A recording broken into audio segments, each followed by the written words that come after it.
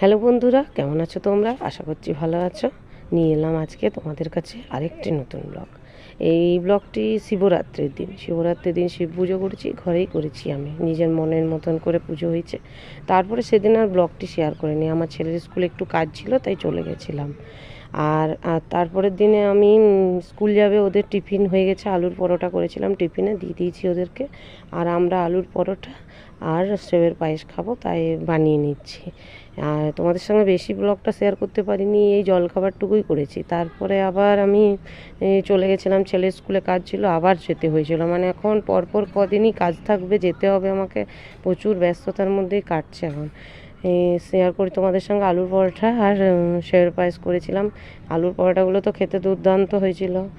আর তারপরে আর ব্লগটা সেদিন শেয়ার করিনি, তারপরের দিন আবার সকালে জলখাবারে তারপরের দিনে ব্লগটি আবার শেয়ার করেছিলাম। সকালে হয়েছিল অনেক চিড়ের পোলাও, আলু রুটি, আলু ভাজা হয়েছিল, পনির রোল হয়েছিল, সব ওদেরকে টিফিনে ওগুলো দিয়েছি, ওরা নিয়ে চলে গেছে।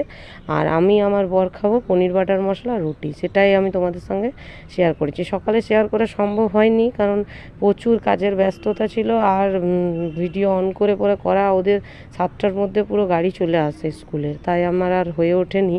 আর তারপরে আমি যে পনির বাটার মশলা করেছিলাম সেটি দুর্দান্ত খেতে হয়েছিল। তোমরা যদি এই রেসিপিটা পেতে চাও একটু কমেন্ট করে জানাও। তোমরা যে কজনই আমার ভিডিও দেখছো বা আরও দেখতে থাকবে, সবাই আমাকে একটু কমেন্ট করো, তাহলে আমি একটু বুঝতে পারবো যে তোমরা দেখছো বা আমার ভিডিওটি কেমন লাগছে একটু বলো, তাহলে আমি বুঝতে পারবো।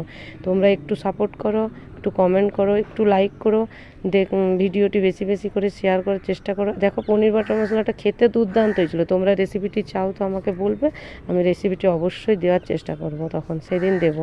আর রেসিপিটা হালকা ফুলকা দেখিয়েছি, তোমরা দেখে নাও। বন্ধুরা, এত দূরই তোমাদের সঙ্গে ব্লগটি আমি শেয়ার করেছি। আর আমি তারপরে ছেলের স্কুলে কাজের জন্য আমাকে আবার চলে যেতে হয়েছিল। ঠিক আছে বন্ধুরা, ব্লগটি তাহলে দেখো। বাই বন্ধুরা।